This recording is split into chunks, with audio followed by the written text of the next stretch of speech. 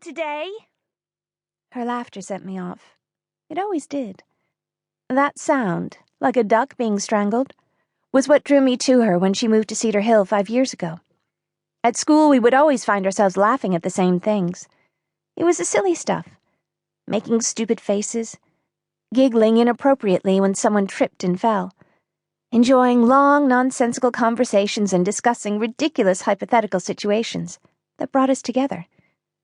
Back then, I didn't know it would be the only friendship that would survive what happened to my family 18 months ago. But it didn't matter anymore, because Millie was the best friend I'd ever have, and the only one I really needed. We laughed all the way through closing up, until we were outside in the balmy night air. Located on the corner of Foster and Oak, the diner was a modest, low-lying building made from faded brick. It was perfectly symmetrical, its squareness reflected in the boxy windows that dominated the exterior and the small parking lot that surrounded it on all sides. Along the overhanging roof, a scrawling Gracewell's sign was half illuminated by street lights that lined the periphery of the lot. Right across the street, the old library loomed against the night sky, half hidden by a line of neatly clipped trees that continued west, past the general post office, and on down the sidewalk. I was still holding the well-dressed pot of honey as we crossed the empty parking lot. It's not like anyone would care, I told myself. With my Uncle Jack at home nursing his self-induced headache, there was no one official around to claim it. I'd only done what any jaded, underpaid employee would do in my situation, claimed a freebie that I had no immediate use for, and walked away from the diner feeling triumphant because of it. "So, I've been thinking..." Millie slowed her pace to match mine. "Be careful," I teased her. "Maybe I should take the honey." "Finders keepers," I sang. "Sophie, Sophie, Sophie." She put her arm around my shoulders and pulled me towards her. We were almost the same height, but while Millie was curvy in all the right places, I was boy skinny and chipmunk-cheeked like my father, though I had inherited his dimples too, which was somewhat of a silver lining. Millie squished her cheek up against mine, as if to remind me of that. I felt her smile. "My best friend in the whole world, ever. Oh, how dull would my life be without you in it.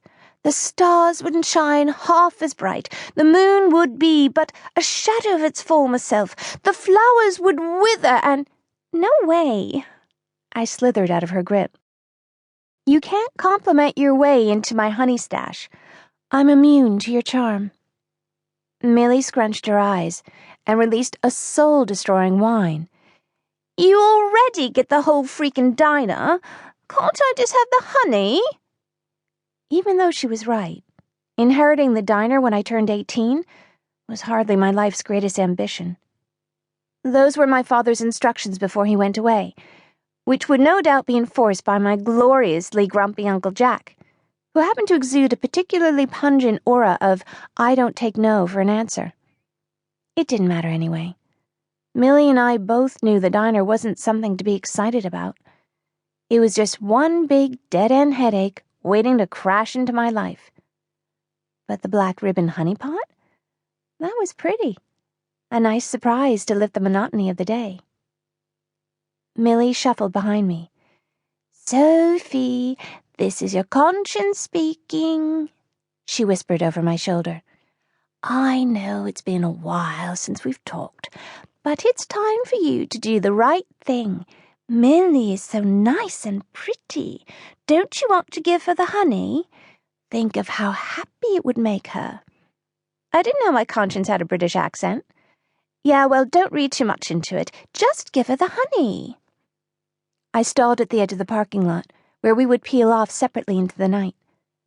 Before my parents' income was halved, Millie and I used to walk in the same direction, to Shrewsbury Avenue, where there were housekeepers and gardeners, giant pools and crystal chandeliers hanging inside actual foyers.